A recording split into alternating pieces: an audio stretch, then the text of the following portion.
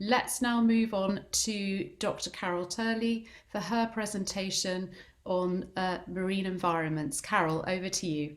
Good evening. Thank you, Julia. I'm going to share my screen, if I can find it. So I'm representing the ocean and why it's so important in the climate negotiations. There we go. So just a little summary about what the ocean does. It covers 70% of the Earth. It provides 96% of the living space because it's so massively deep. And it provides around half of the global primary production carried out by the small phytoplankton, little baby plants. And it's the largest reservoir of carbon on the planet. And you can see it's substantially more than either on the land or in the atmosphere. And it strongly influences our weather, our rainfall and storms. And it also distributes heat around the planet via its ocean circulation. So it's very much a connected system like the atmosphere. And it's also a massive reservoir for energy, and we're just beginning to take advantage of that now, and it has huge potential to do more. 90% of the trade is carried across the ocean, and around 50% of the population lives within 60 kilometers of the sea, with 75% of the largest cities located on the coast. And healthy marine systems provide coastal protection, such as coral reef barriers, reefs, mangroves, salt marshes, and these all reduce the impact of waves and storms. And of course, healthy marine ecosystems harbour enormous biodiversity. They attract income from recreation, leisure, tourism. They're rich in pharmaceuticals and genetic material, and provide important cultural, aesthetic, educational, and spiritual experience. We all love to be by the sea, at least I do. And last and not least, they provide food and jobs. With the 11% of animal protein that comes from the sea, and hundreds of millions of people are employed in ocean activities. However, this is coming at a cost because the ocean is buffering climate change. It's already absorbed around 27% of the carbon dioxide that we've emitted since the Industrial Revolution. And CO2, when it reacts with water, forms carbonic acid and hydrogen ions, and this has a whole range of impacts on the carbonate cycle, which I won't go into now.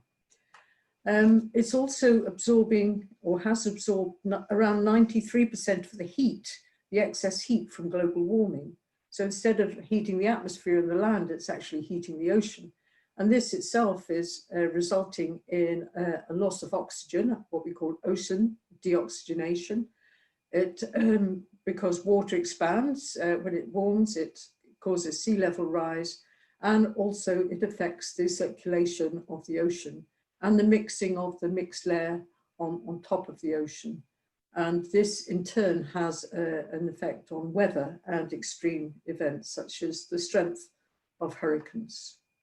And it's also in receipt of all the water from melting ice. And this, as well as the thermal expansion, is causing the sea level to rise. So where are we now? Since pre-industrial times, human activities have caused nearly a degree of ocean warming. This is global averages, around 30 centimetre rise in sea level, a 30% increase in ocean acidity, and around a 2% loss of ocean oxygen in the last 40 years. And there's an increased frequency and duration of marine heat waves. And where could we be if we just kept on doing what we're doing now? That is, followed the business as usual. We'd have over 3 degrees of average ocean warming nearly a metre rise in sea level and 150% increase in ocean acidity. And there'd be around a 3.5 degree loss of ocean oxygen. We'd have even more intense and more frequent marine heat waves. And now we think there'll be stronger storms and hurricanes. And some people think we're seeing that already. So the IPCC special report on the ocean and cryosphere came out last year. And this looked from the poles to the equators, from the beaches to the great depths of the ocean.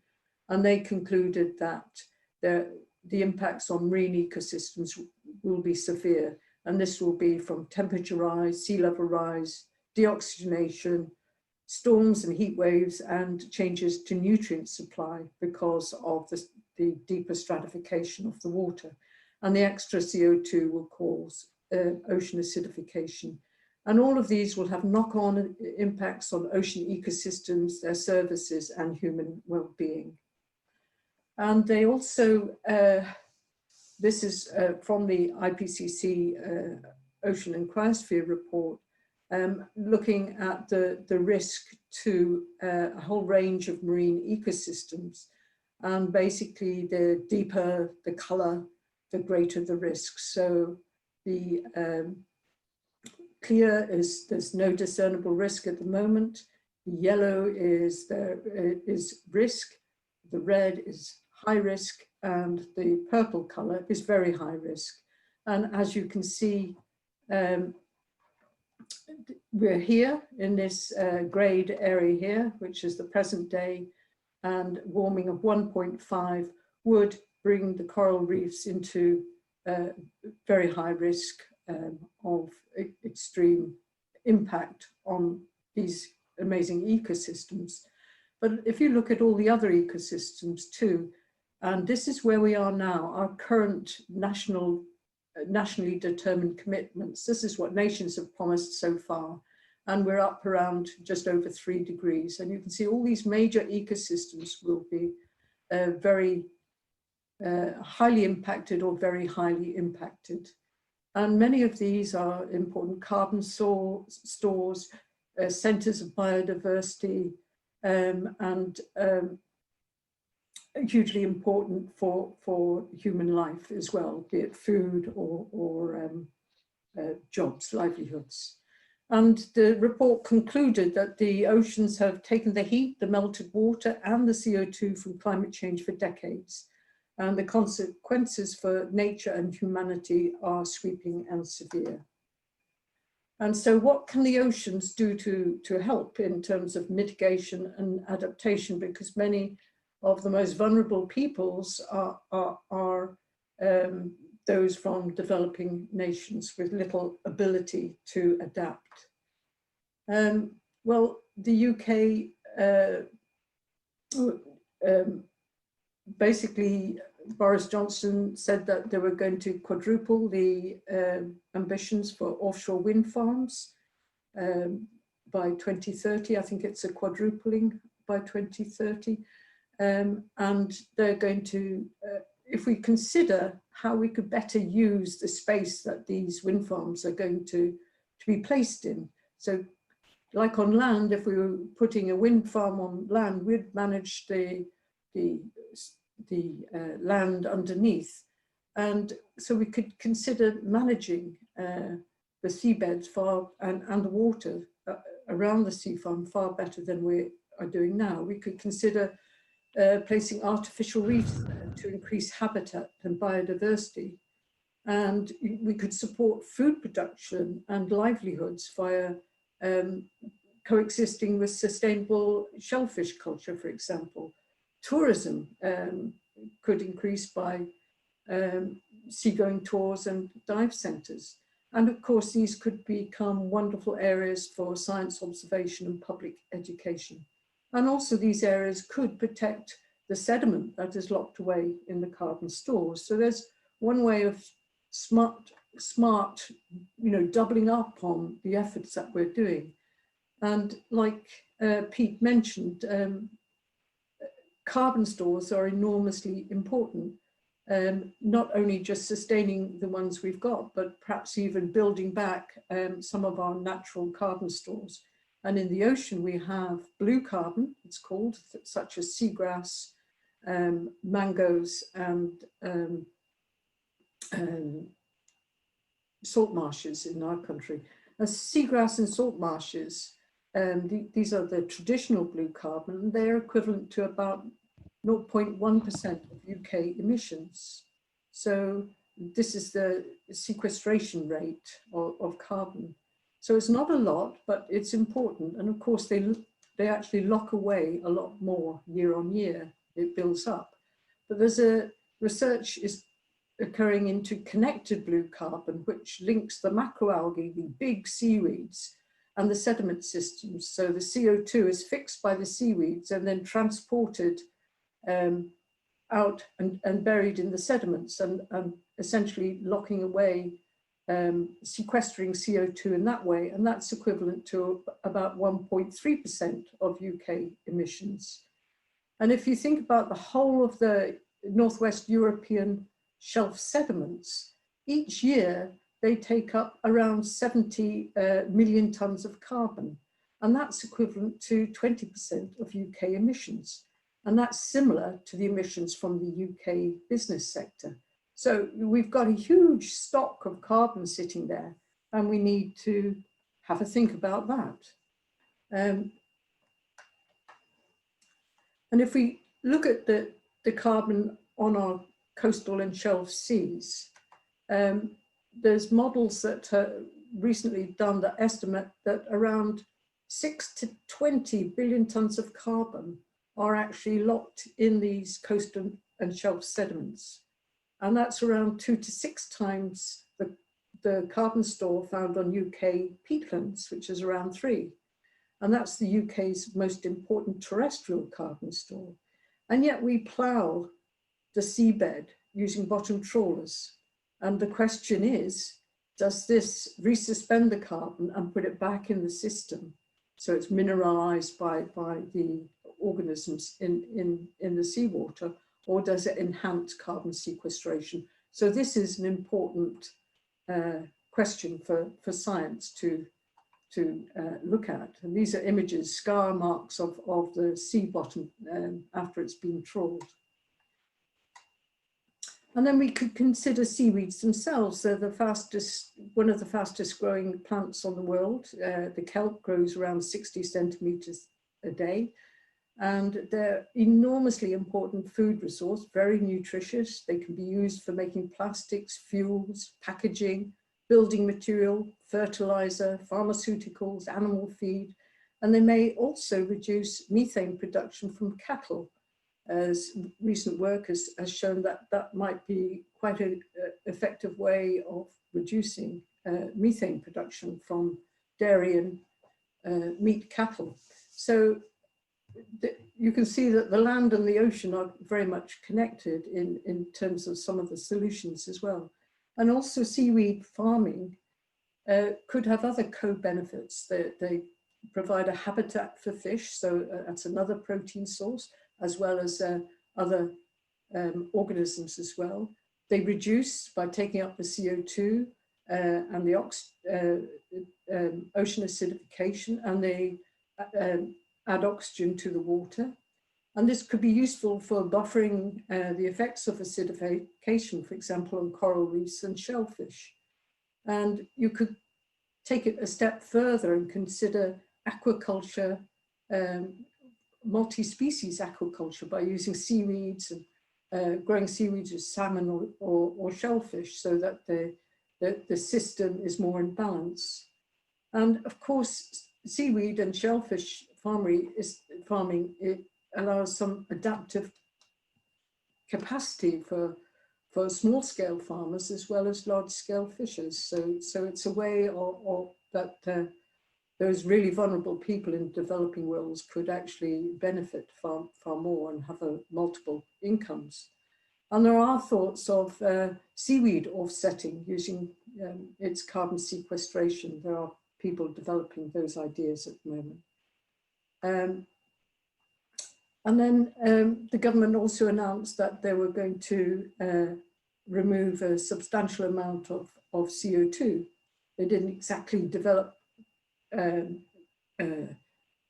how they would do that, whether it would be just on land via trees or whether they would consider carbon capture and geological storage below the seabed, basically putting the fossil fuel CO2 back where it came from. And there's an opportunity here for holistic monitoring. So you'd have to make sure that that CO2, well, hundreds of meters below the seabed, stayed there. So you'd have to monitor the seabed and the surrounding water. And this could contribute to the UN Sustainable Development Goals, as well as the UN Decade for Ocean Science for Sustainable Development, and the one for ecosystem restoration. So we could, if we're clever, if we're smart, use technology for the benefits of many different outcomes.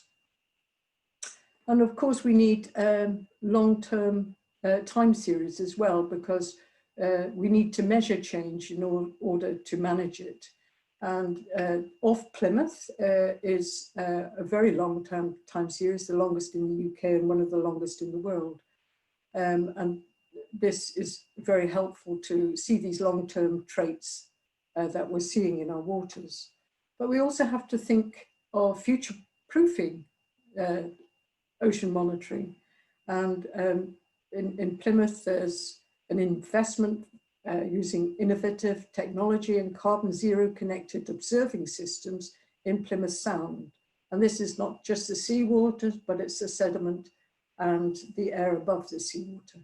So it's really important to bring all this technology and thinking together and be smart. So to conclude, the ocean has really been buffering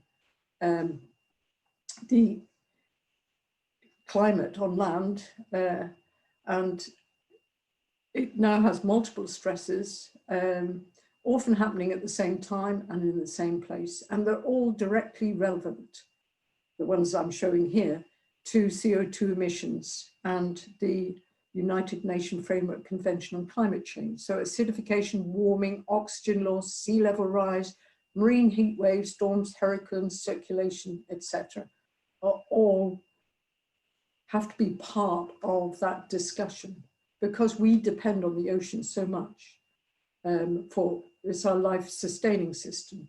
So the two IPCC reports concluded that there are large benefits for ocean ecosystems and dependent societies of avoiding 2 degrees centigrade, and the ocean can contribute to climate mitigation and adaptation. And I hope I've given you some examples of how we could do that. And what I think is hugely important is the impacts to the ocean brings clear, undisputable, additional rationale for countries to reduce CO2 emissions urgently and avoid 2 degrees, and include them in their nationally determined contributions for climate change. So thank you all very much from Plymouth. Carol, thank you so much. Just a couple of follow-up questions from me. You mentioned just at the end a really important point about those nationally determined contributions, those pledges that countries signed up to for the Paris Agreement. And of course, now we're hoping that they will come up with ever more ambitious pledges. I mean, to what extent do you feel that countries have been thinking about including oceans and looking after oceans in the way that you've set out so clearly in their nationally determined contributions, and what more can be done there? I think there was a study in Nature, actually, Nature Climate Change, where shortly after, about 2 years after the Paris Agreement, somebody actually looked at the marine NDCs, and they were few and far between, to be honest. I think we could do far more. And I think, and a lot of those were from the small island developing states. I think we could do far more. And I think it's a kind of a roadmap for inclusion of ocean NDCs would be really useful. So it'd be like a guidebook to what could be used and what couldn't be used. And of course, if it's like preserving or carbon stocks or something like that, then you have to have the proof there. You have to be able to measure them, and that's where they have to be sort of science-based and logically based. And I think we actually need some clear thinking on and guidance on what they could be for nations without them having to fudge reducing CO2 emissions, because that's what we don't want. The best thing you can do to help the ocean, or one of the best things, is reduce our greenhouse gas emissions. And that will help certainly. And your other question? Or? Yes, thank you so much, Carol. I think my second question was around obviously the Prime Minister has set out his 10-point plan, and you mentioned there offshore wind. I mean, to what extent do you feel, you were mentioning all the interesting things that could be happening under the seabed and the sediments. To what extent do you feel that that could be something that the UK could do? And do we yet have funding for that? I don't believe there's funding for it. But in my mind, I could see that if we're going to plant all these offshore wind farms, that one could have an experiment going on at the same time, where we have some that are just normally deployed or planted, and some with things like artificial reefs or co-growing of shellfish. And that way you get buy-in from the local fish farmers as well, and the local population. They, you know, you could create a habitat for a lobster, so it could be, you know, something that's really high quality and expensive food that could be farmed in by giving them habitats. And I don't know, there's if you put anything in the ocean, something will grow on it, and it produces a habitat. And the other benefit, I know when they first deployed offshore wind farms, they had awful trouble with scouring, you know, because you put these columns in and then the sea does this, you know, the tides go back and forth, and that creates a huge big hole. And sometimes these were really a problem. I don't know if they've overcome that, but if you could potentially increase the longevity of these columns by creating a reef around them, that may reduce the scour. But again, that needs research. Sure. Brilliant. Thank you so much. I just want to say, if we're doing these offshore wind farms, wouldn't it be great to have them in plots where you do different activities in them to see if they do bring co-benefits, and then we can export those co-benefits along with our wind farm technology to other nations and build in that way. Sounds like a fantastic idea. Thank you, Carol.